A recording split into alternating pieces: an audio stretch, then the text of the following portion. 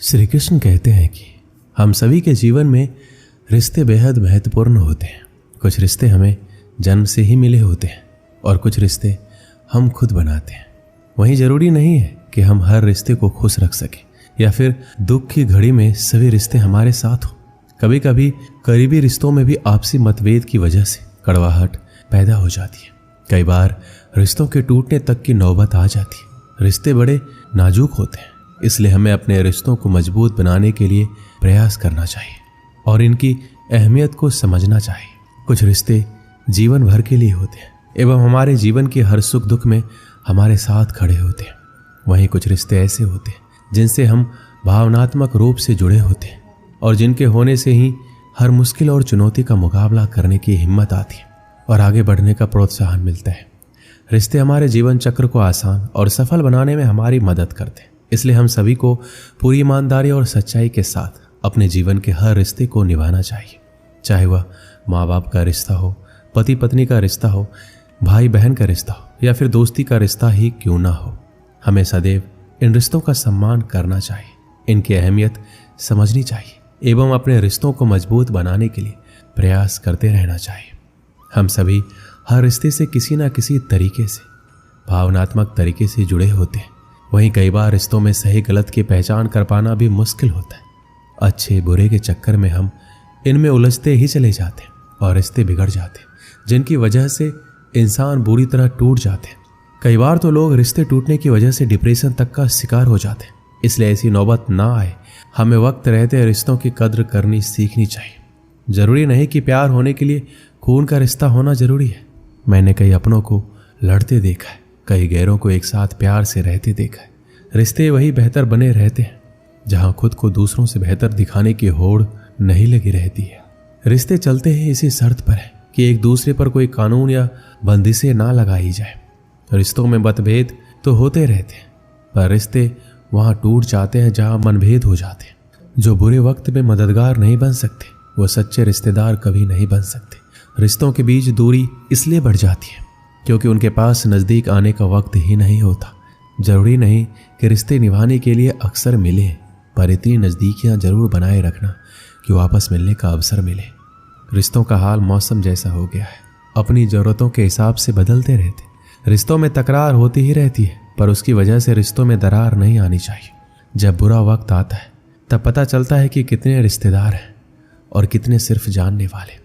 तस्वीर तो झूठ है जिसमें सब साथ खड़े अपने लगते हैं, पर अपने कितने हैं ये हकीकत बताती है। रिश्तों के तार जोड़े रखना चाहते हो तो फोन पर कम और सामने आकर ज्यादा बात किया करो।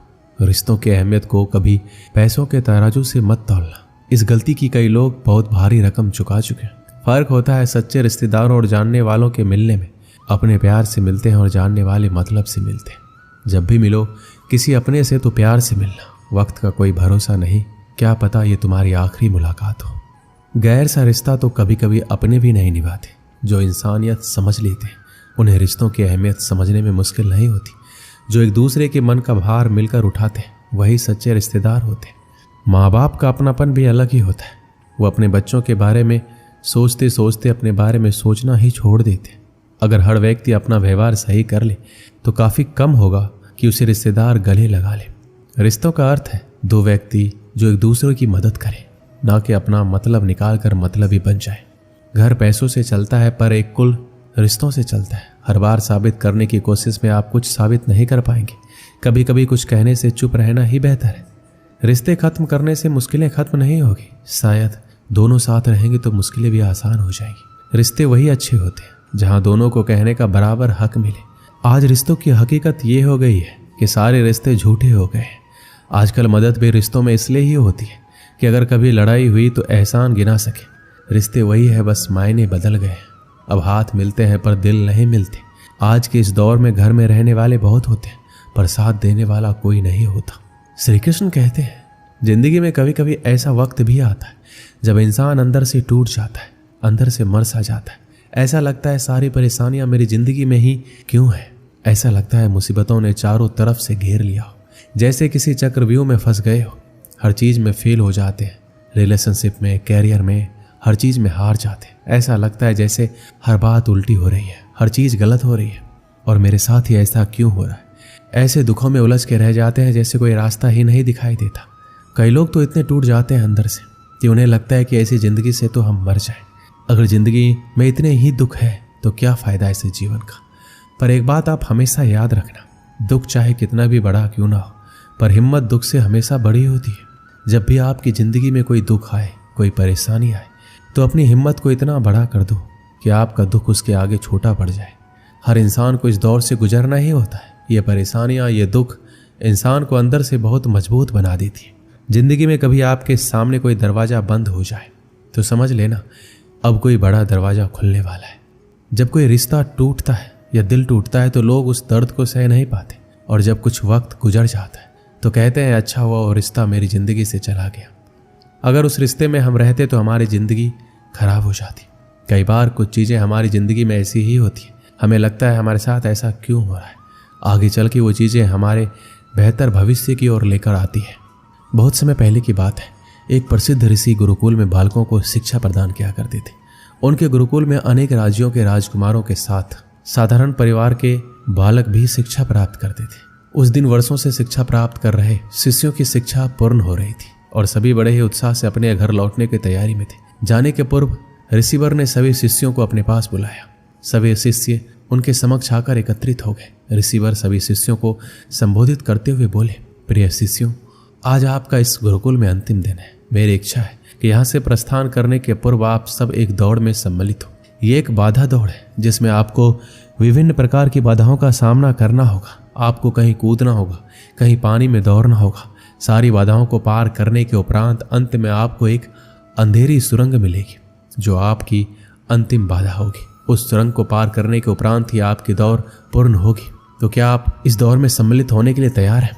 सभी शिष्य एक स्वर में बोले, हम तैयार हैं। दौड़ प्रारंभ हुई। सभी तेजी से भागने लगे। समस्त बाधाओं को पार करने के उपरांत वो अंत में सुरंग में पहुंचे। सुरंग में बहुत अंधेरा था। जब शिष्यों ने सुरंग में भागना प्रारंभ किया तो पाया कि उसमें जगह जगह नुकीले पत्थर पड़े हुए हैं। वह पत्थर उनके पांव में चुभने लगे। उन्हें असहनीय पीड़ा होने लगी। लेकिन जैसे तैसे दौड़ समाप्त कर वो सब वापस रिसीवर के पास पहुंच गए। रिसीवर ने उनसे सवाल किया, शिष्यों, आप सब में से कुछ लोगों ने दौड़ पूरी करने में अधिक समय लिया, कुछ ने कम, भला ऐसा क्यों? उत्तर में एक शिष्य बोला, गुरुवर, हम सभी साथ साथ ही दौड़ रहे थे, लेकिन सुरंग में पहुंचने के बाद स्थिति बदल गई। कुछ लोग दूसरों को धक्का देकर आगे निकलने में लगे हुए थे, तो कुछ लोग संभल संभल कर आगे बढ़ रहे थे। कुछ तो ऐसे भी थे जो मार्ग में पड़े पत्थरों को उठाकर अपनी जेब में रख रहे थे ताकि बाद में आने वाले को कोई पीड़ा ना सहनी पड़े। इसलिए सबने अलग अलग समय पर दौड़ पूरी की। पूरा वृत्तांत सुनने के उपरांत रिसीवर ने आदेश दिया, ठीक है, अब वो लोग सामने आए जिन्होंने मार्ग में से पत्थर उठाए हैं और वो पत्थर मुझे दिखाए। आदेश सुनने के बाद कुछ शिष्य सामने आए और अपनी जेबों से पत्थर निकालने लगे, लेकिन उन्होंने देखा कि जिसे वो पत्थर समझ रहे थे वास्तव में वो बहुमूल्य हीरे थे। सभी आश्चर्यचकित होकर रिसीवर की ओर देखने लगे। मैं जानता हूं कि आप लोग इन हीरों को देखकर अचरज में पड़ गए हैं, रिसीवर बोले। इन हीरों को मैंने ही सुरंग में डाला था। ये हीरे उन शिष्यों को मेरा पुरस्कार है जिन्होंने दूसरों के बारे में सोचा।